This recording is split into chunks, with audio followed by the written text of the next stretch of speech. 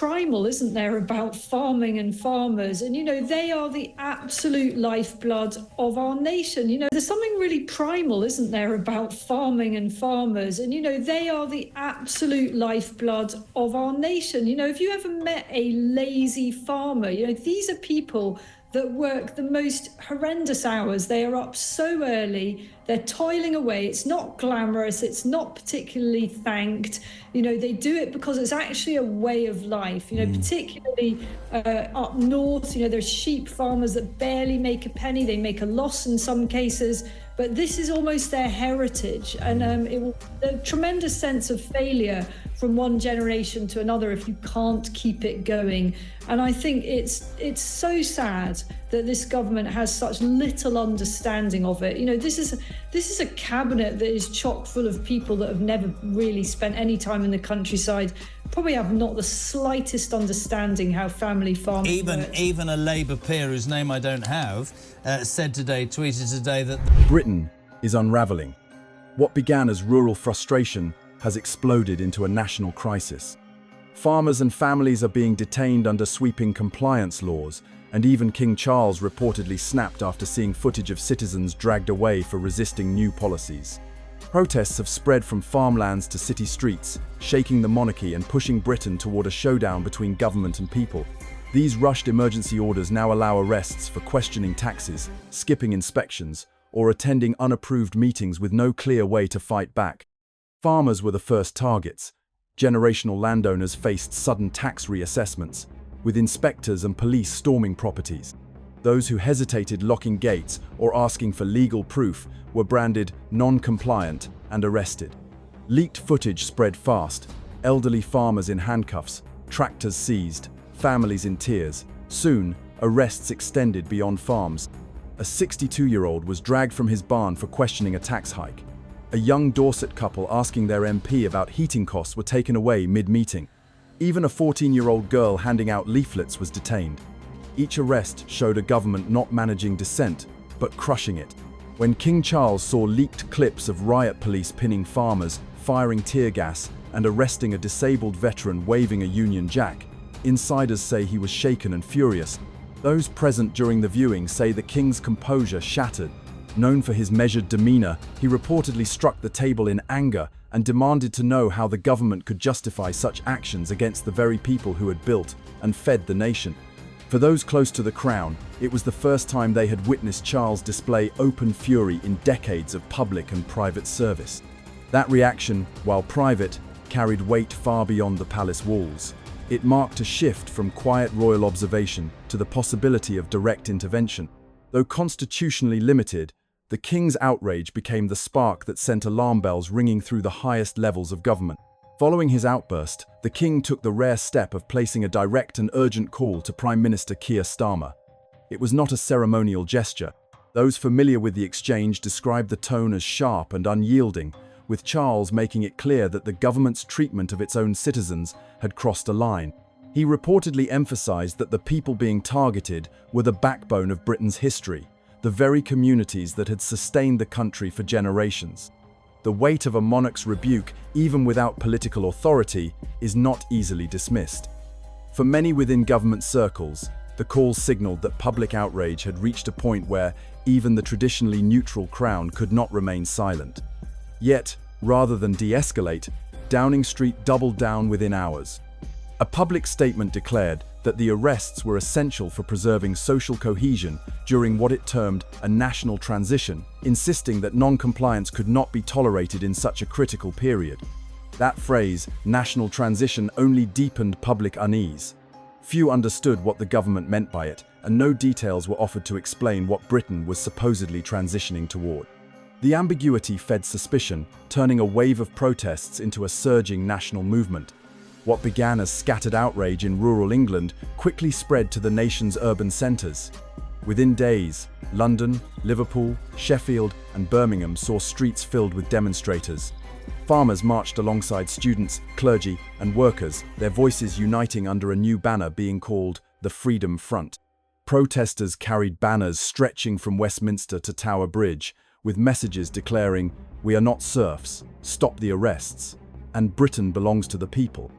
The demonstrations grew at a speed few expected. In London alone, more than 120,000 people took to the streets in less than 48 hours. The gatherings were overwhelmingly peaceful, but the government's reaction signaled it had no intention of allowing the protests to swell unchecked. Riot police were deployed preemptively, surveillance drones hovered overhead, and mobile towers scanned crowds for organizers and suspected agitators. The sense of tension only intensified when reports surfaced from Gloucestershire. A small village council meeting, held to discuss compliance orders, was raided by state forces. Everyone present, including an 83-year-old former nurse, was arrested. Similar incidents began cropping up across the country, from Lanarkshire to Kent, including one case where a man was detained simply for posting online that Britain feels like a prison lately. Each arrest poured fuel on an already spreading fire, convincing many that free expression itself was under siege. As protests swelled, Britain's major media outlets became increasingly divided over how to handle the unfolding crisis. Some networks appeared to downplay the scale of the arrests, citing national security concerns and the need for responsible reporting. Others, frustrated by mounting pressure from government advisors, began leaking internal communications.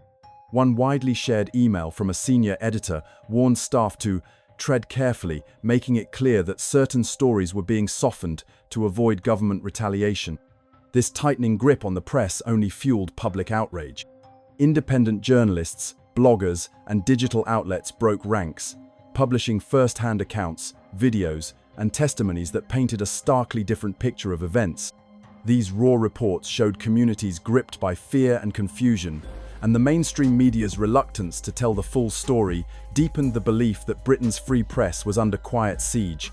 Amid the uproar, Reform UK began to surge in popularity. Once seen as a fringe movement, it quickly became the rallying point for citizens desperate for an alternative. Nigel Farage, whose fiery speeches had long polarized the electorate, suddenly found himself drawing record crowds. His calls to resist what he described as the emergence of a police state echoed far beyond village greens and social media feeds, uniting farmers, small business owners, and former Labour supporters under a shared demand: roll back the arrests and return to a government that serves its people. In the days following King Charles's private confrontation with Starmer, the situation escalated dramatically.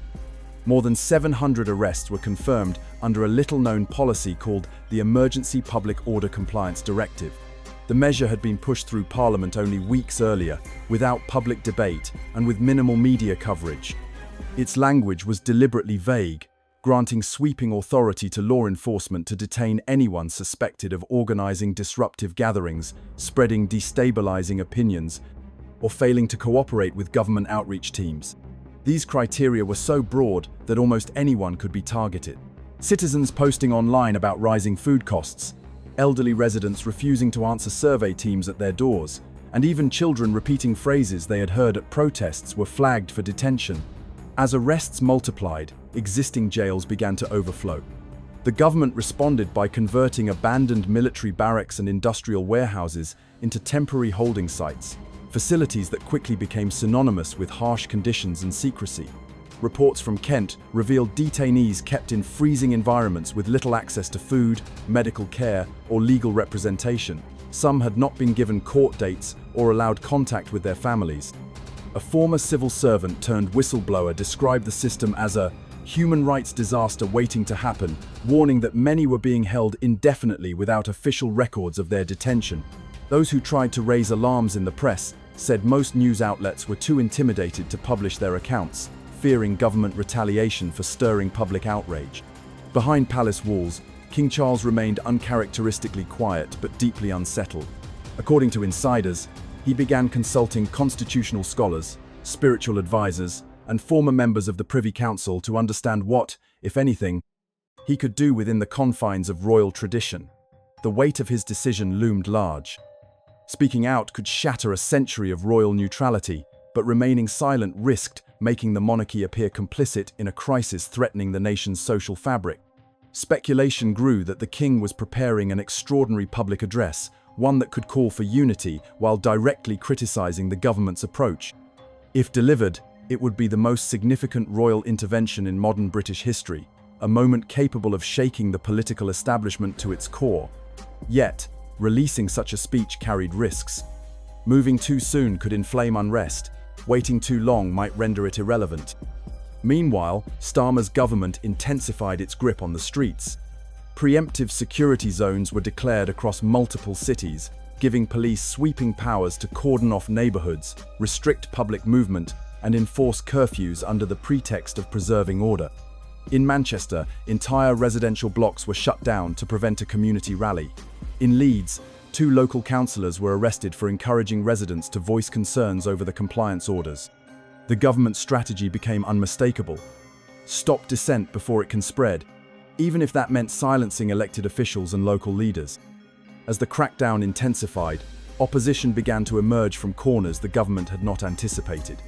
Teachers became some of the first to push back.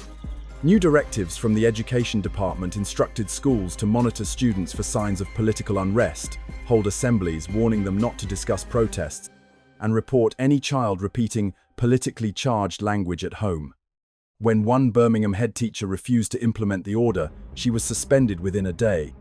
Her story spread rapidly online, inspiring educators across the country to defy the directives despite the risk of losing their jobs. Religious leaders also stepped forward. Anglican bishops, Catholic priests, and Muslim imams formed a rare interfaith coalition, condemning the arrests as an assault on compassion and justice. Their statements, many streamed online, resonated with millions. A sermon by one London bishop, declaring that a government criminalizing peaceful resistance no longer serves its people, became a rallying cry across social media platforms, fueling a digital movement that bypassed state-influenced media channels. In response, the government tightened its control over the internet. Several independent news websites were flagged or restricted under new compliance policies. Influencers and creators who spoke out found their accounts throttled or suspended. Leaked reports suggested tech companies were being pressured behind closed doors to comply with undisclosed government content guidelines. Yet, despite the growing surveillance and censorship, grassroots movements expanded. Reform UK's local chapters tripled in size, community legal aid clinics sprang up to defend detainees, and underground publications were distributed by hand on streets, trains, and even church steps, ensuring the public continued to hear unfiltered voices. Each day brought new images that inflamed public anger. One video showed a mother screaming as officers pulled her teenage son from a peaceful demonstration. Another captured a retired RAF officer, still wearing his service badge, arrested outside a post office for refusing to remove a small protest pin from his jacket. What once shocked the nation had become routine. For many, the normalization of these scenes was even more terrifying than the arrests themselves. Inside Whitehall, the strain began to fracture the government's facade of unity. Leaks from civil servants painted a picture of fear and discontent behind closed doors. Some senior officials were reportedly alarmed by the scale of the crackdowns but too intimidated to voice dissent. Internal polling, revealed in a leaked Labour Party memo, showed public confidence at historic lows. One line, highlighted in red, captured the party's growing panic. The people. It read less like a note for analysis and more like a warning of a tide turning against them. The opposition remained largely muted, with the Conservatives hesitant to draw attention to themselves after years of scandals and internal chaos. But others, from independent MPs to regional leaders and public figures, began filling the void. They abandoned party rhetoric, speaking instead about morality and accountability. Their voices, amplified by growing protests, warned that Britain was sliding toward a version of governance that no longer resembled a democracy. As the protests swelled and public outrage reached a fever pitch, a new force emerged beyond party politics. Reform UK, bolstered by civil liberties lawyers, whistleblower networks, and community leaders, formed what became known as the Shadow Front. This was not a political party but a coordinated resistance, tracking unlawful detentions, challenging cases in court, and organizing aid for families torn apart by the crackdowns. Underground broadcasts and encrypted live streams spread updates across the country, bypassing state-controlled channels and keeping the movement alive. In response, Parliament passed the National Integrity and Unity Act in a late-night session. The sweeping legislation granted ministers the ability to detain citizens indefinitely, seize private property, enforce mandatory surveillance registration, and establish a new body the Office for Domestic Stability, quickly nicknamed the Ministry of Control. Government-controlled media hailed it as necessary for national security, while legal scholars called it a direct assault on Britain's democratic foundations. Even the security forces tasked with enforcing these measures began to splinter. Police unions expressed growing unease, with officers anonymously admitting they had not joined the force to drag away pensioners or silence farmers. Resignations mounted as morale within the ranks collapsed. Behind palace walls, pressure built to a breaking point. Insiders claimed King Charles had already recorded a public address, a plea for unity and a return to the rule of law, but was holding back, weighing the risk of sparking civil unrest against the danger of remaining silent. Meanwhile, international human rights organizations warned Britain's descent into authoritarianism threatened regional stability. With protests growing, the government hardening, and the monarchy on the verge of stepping into the storm, the country stood at a knife's edge, its next chapter hanging on a single decision. If you enjoyed this breakdown, please like and subscribe to the channel. Watch more videos here.